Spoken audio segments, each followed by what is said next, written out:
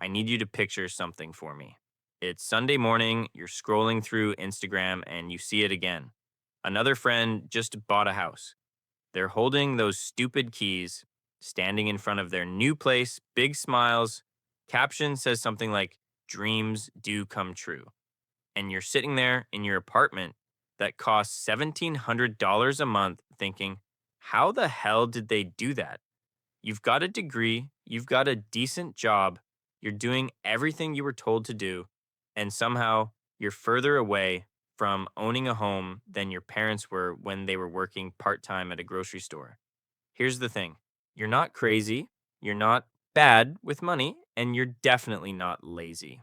The game has fundamentally changed, and almost nobody is telling you the truth about what actually happened.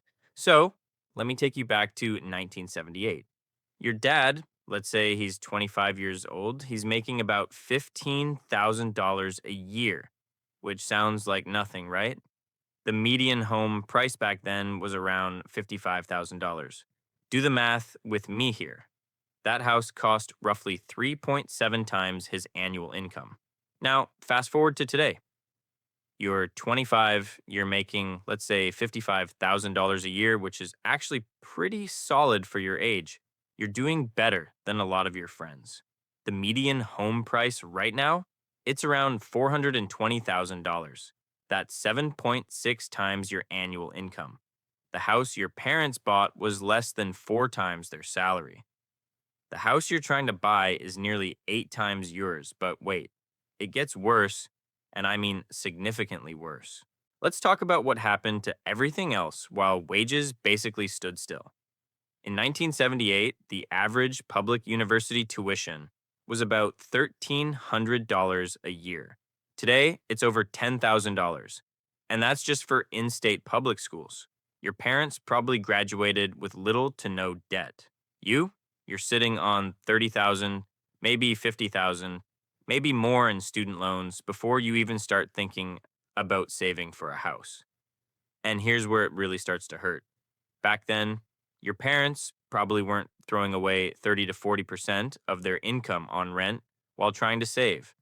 They might have lived at home for a year or two, saved up maybe 10 or 15% for a down payment, and boom, they were in.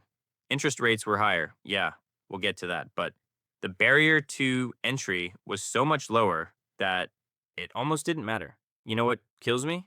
When older folks look at young people today and say things like, well, we had it tough too. Interest rates were 15%. Okay, sure. But let me explain why that's completely missing the point. Yes, mortgage rates in the early 80s hit 18%, which is absolutely insane. But here's what they forget. When your monthly payment is lower because the house only cost you $60,000, even a high interest rate is manageable. Let's run the numbers. A $60,000 house at 15% interest over 30 years, your monthly payment would be around $760. Sounds like a lot until you realize that was in maybe 30% of your monthly income. Now take today. A $400,000 house at 7% interest, your monthly payment is over $2,600.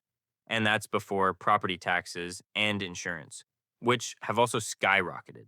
That $2,600 is probably 50% or more of your take home pay. You see the problem?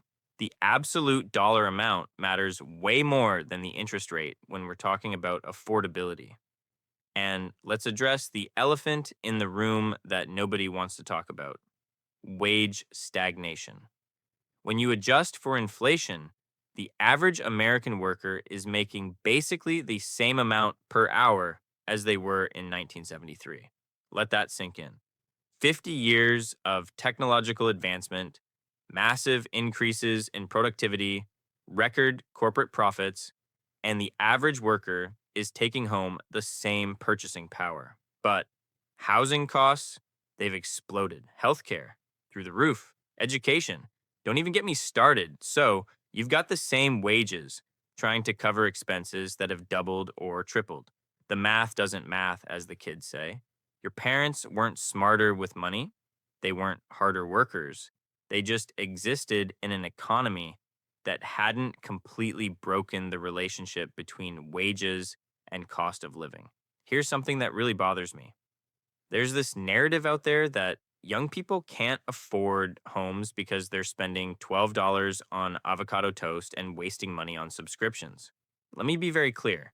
That is propaganda designed to make you feel guilty for being poor.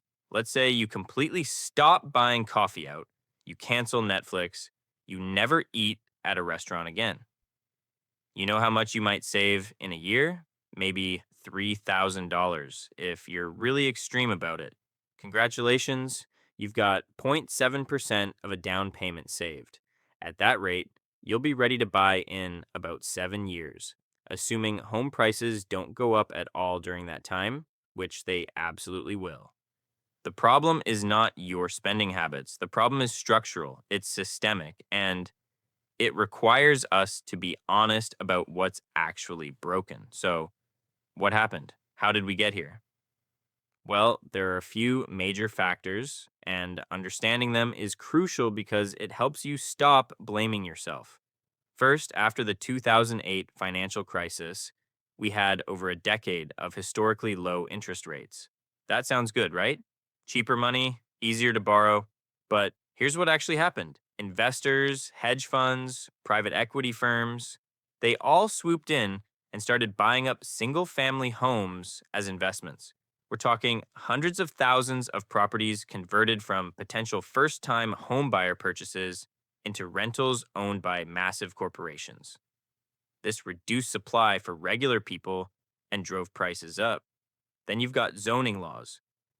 In most desirable cities, it's basically illegal to build anything except single family homes in huge portions of the residential areas.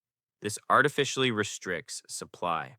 When demand keeps going up because people need places to live, but supply is legally prevented from increasing, prices skyrocket.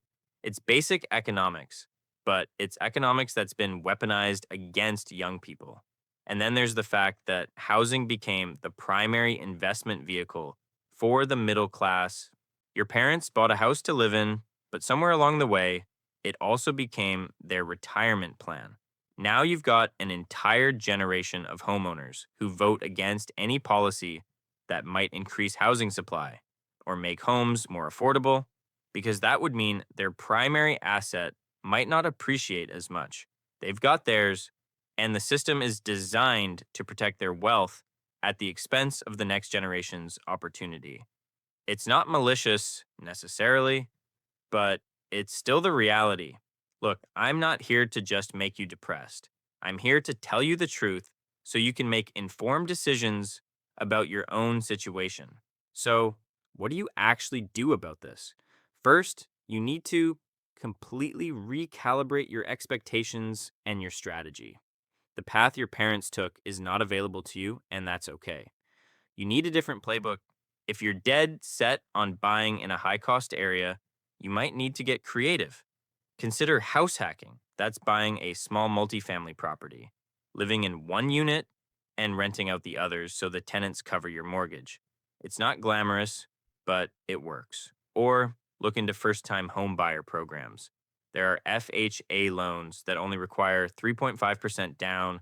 There are USDA loans for rural areas with zero down payment. There are state and local programs that offer down payment assistance. Most people don't even know these exist because nobody teaches this stuff. You need to research what's available in your specific area because it varies wildly. Second, consider geography. I know you want to live in Austin or Denver or wherever the cool kids are, but if home ownership is the goal, you might need to look at secondary cities. Places like Pittsburgh, Indianapolis, or parts of the Midwest where housing costs haven't gone completely insane. Remote work has made this more possible than ever. You can keep your big city salary and pay small city housing prices. That's a cheat code if you can swing it. Third, maximize your income aggressively. I know that sounds obvious, but I mean, really focus on it. Side hustles, freelancing, asking for raises, switching jobs every few years to jump salary brackets. The down payment on a house is probably going to be $40 to $60,000 minimum. If you're saving $300 a month, that's going to take you like 15 years. But if you can increase your income by even $15,000 a year and put most of that increase towards savings, you've cut that timeline in half. And here's something nobody tells you: you don't have to buy a perfect house. Your first home is not going to be your dream home, it's going to be a stepping stone. Your parents probably bought a modest starter home and traded up later. Somehow we've convinced ourselves that our first purchase needs to be this perfect forever home. And that's just not realistic anymore. Buy what you can afford, build equity, and trade up in 5 or 7 years. That's still a viable path. Also, and this is important, consider alternative paths to building wealth. If homeownership is truly out of reach right now, that doesn't mean you're financially doomed. Maxing out retirement accounts, investing in index funds, building a taxable brokerage account, these can all build wealth over time. Housing is a powerful wealth building tool, especially because of the leverage involved, but it's not the only tool. Don't let the perfect be the enemy of the good. Now, let's talk about the mental game here, because this is where a lot of people get stuck. You're watching your parents or your older siblings who bought 10 years ago, and it feels like you missed the boat. Like you were born at the wrong time and you're just screwed. I get it. That feeling is valid. But here's what I need you to understand: every generation faces different challenges. Your parents couldn't Google how to fix a leaky faucet or start a side business from their laptop. You have tools and opportunities they never had. The path is different. It's harder in some ways, but it's not impossible. The worst thing you can do is give up and decide that because you can't do it the way they did it, you just won't do it at all. That's how you guarantee failure. You also need to stop comparing yourself to the highlight reel on social media. That friend who just bought a house, maybe they got help from their parents. Maybe they've been saving for 8 years. Maybe they're house poor and about to drown in maintenance costs they didn't budget for. You don't know their full story, and comparing your behind the scenes to their highlight reel is just going to make you miserable. Run your own race, set your own timeline. And for the love of God, stop listening to broke people about money. If someone who doesn't own a home is telling you it's impossible, ignore them. If someone who bought a house 30 years ago is telling you it's easy, ignore them too. Listen to people who have done it recently in the current market and learn from their strategies. Here's the uncomfortable truth that we need to sit with for a minute: the social contract that existed for your parents' generation has been broken. The idea that if you work hard, get an education, and play by the rules, you'll be able to afford a home and build a comfortable middle class life, that's not really true anymore, at least not automatically. The system has changed, and it's been changed in ways that benefit people who already have assets at the expense of people trying to acquire them for the first time. That's not a conspiracy theory. It's just policy choices and economic incentives playing out over decades. Being angry about that is totally reasonable. But you know what? Your anger doesn't pay the bills. Your frustration doesn't build equity. At some point, you have to accept the game as it is, not as you wish it were, and play to win anyway.